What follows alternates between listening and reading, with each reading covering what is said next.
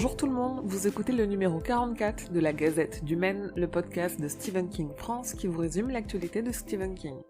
Je suis Émilie et je suis très heureuse de vous emmener avec moi en balade dans le Maine pour vous conter les nouvelles informations depuis le 17 août.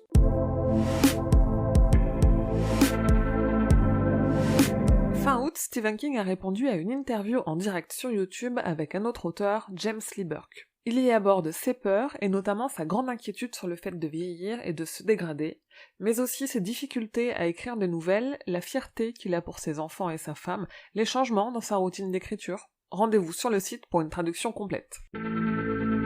Début septembre, on a appris que Stephen et Tabitha King ont fait un nouveau don via leur fondation.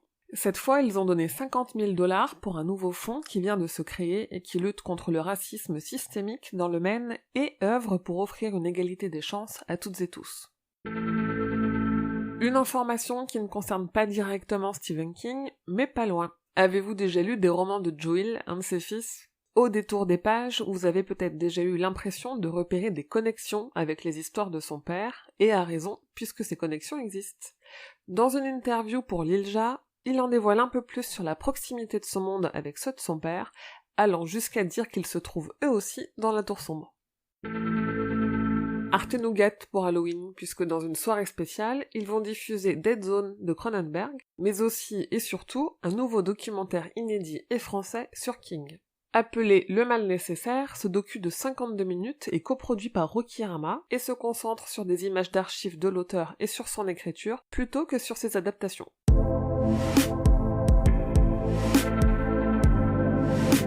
Saviez-vous que c'est George Romero qui devait réaliser la première adaptation de ça de Stephen King ?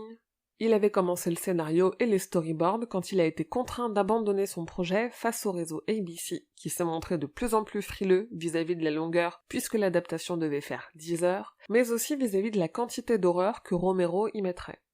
Et ce n'est pas le seul réalisateur de renom à avoir quitté un projet de King, puisque John Carpenter devait initialement adapter Charlie. Il avait commencé à travailler dessus quand The Thing est sorti. À l'époque, The Thing a été un échec commercial et critique, une grosse perte pour Universal, qui, en représailles, a remercié le réalisateur du projet d'adaptation de Charlie. De son côté, Mike Flanagan n'en a pas fini avec Stephen King. Après avoir adapté Jessie et Dr. Sleep, et être en train d'adapter Revival, il a confié à Sci-Fi que son saint graal serait de pouvoir adapter La Tour Sombre. Il a aussi reparlé de son projet de préquel de Shining sur la jeunesse de Dick Hallorann, qui semble enterré à cause de l'échec commercial de Dr. Sleep. Côté sortie Blu-ray et DVD, au Royaume-Uni, le site Zavi propose un Blu-ray Steelbook Ultra Collector des Évadés avec des contenus inédits. CBS All Access a enfin donné une date de diffusion pour la mini-série adaptée du Fléau. Les épisodes seront diffusés à raison d'un par semaine dès le 7 décembre 2020. En France, on n'a encore aucune information sur une diffusion de notre côté de l'Atlantique. Et qui dit date de diffusion, dit aussi bonne annonce. Il est là, le premier petit teaser de la série Le Fléau a donné un aperçu du ton et de l'ambiance de la série en quelques secondes, et tous les retours ont été très positifs. D'ailleurs, on a aussi appris que Mick Garris, qui a notamment réalisé la première adaptation du Fléau de King, fera un caméo muet dans cette nouvelle série, donc une apparition sans trop d'importance a priori. L'acteur Dane DeHaan a une fois de plus été bavard sur l'adaptation de Histoire de Lisée.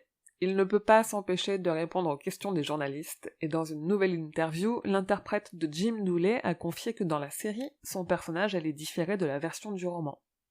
De son côté, on ne sait toujours pas si la série The Outsider aura une deuxième saison. Normalement non, puisque la première a déjà raconté tout le roman de King, mais entre-temps a été publiée la novella If It Bleeds, qui est une suite à l'Outsider, donc qui pourrait être adaptée en saison 2 de la série. Jason Bateman a confié dans une interview qu'il ne sait pas où en est la prod à ce sujet, mais que c'est probable que ça se fasse. La saison 2 de Creepshow est enfin entrée en production, puisque la plateforme Shudder a révélé les premiers noms du casting, et surtout le synopsis de 4 histoires, c'est-à-dire de 2 épisodes. Pour le moment, pas d'adaptation de King au programme, mais il reste encore 8 histoires à révéler, et pas d'infos non plus sur une diffusion française. La première saison de Creepshow sera quant à elle disponible en Blu-ray et DVD en France dès la fin de l'année, grâce à l'éditeur français ESC Distribution, qui n'a pas encore dévoilé la date ou la jaquette. Et une série qui, elle, n'aura même pas de première saison, c'est celle adaptée du roman Les Yeux du Dragon. le showrunner Seth Grahame-Smith a annoncé qu'Hulu avait annulé le projet à cause de problèmes de budget et de changements de producteurs exécutifs intervenus après le rachat par Disney.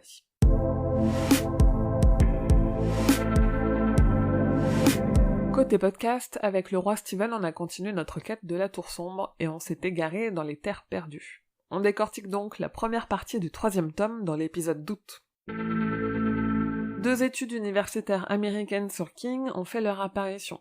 La première, sur l'histoire américaine dans ses récits, a été publiée en juillet en anglais et est disponible à la commande.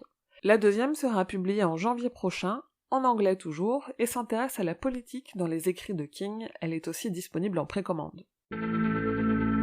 Sur les réseaux sociaux, le blogueur littéraire Thomas Books a lancé la saison 2 de son challenge Automne New King, qui cette année vous permet de participer en lisant aussi du Joe Hill ou en regardant des adaptations de King.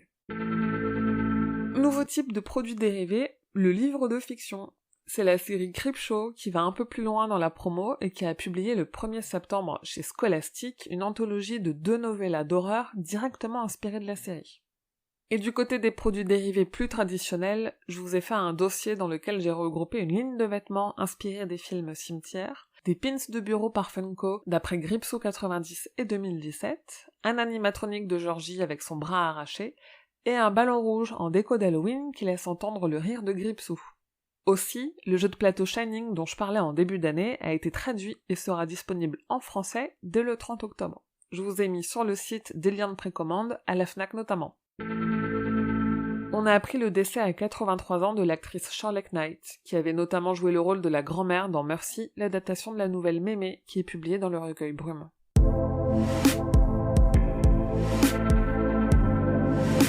Le 23 septembre 2020, les éditions J.C. Lattès publieront Le Carrousel Infernal, la traduction du recueil Full Throttle de Joe Hill, qui contient 2 nouvelles coécrites avec son père Stephen King, Plein Gaz et Dans les Hautes Herbes.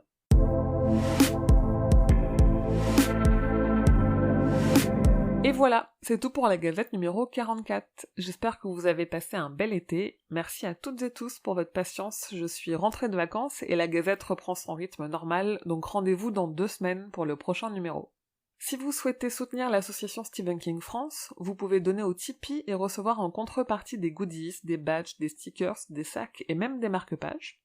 Vous pouvez aussi soutenir en parlant autour de vous, en notant la Gazette sur votre appli de podcast, en partageant les posts sur les réseaux sociaux, etc. Et vous pouvez aussi venir rejoindre tous les fans francophones de King sur les réseaux, Instagram, Twitter, Facebook la page et Facebook le groupe, et le serveur Discord. Et rendez-vous sur le site stephenkingfrance.fr dans l'article de cette Gazette numéro 44 pour avoir plus de détails sur toutes les infos dont je viens de vous parler. Je vous invite à aller découvrir les 22 autres podcasts du label Podcut, dont la Gazette fait partie. On y parle santé, whisky, cinéma, musique, séries, hockey sur glace, bière, jeux vidéo. Bref, il y en a pour tout le monde, alors n'hésitez pas à aller découvrir les copains et copines du label sur podcut.studio. Je vous dis merci et à bientôt, fidèles auditeurs et auditrices, que vos journées soient longues et vos nuits plaisantes.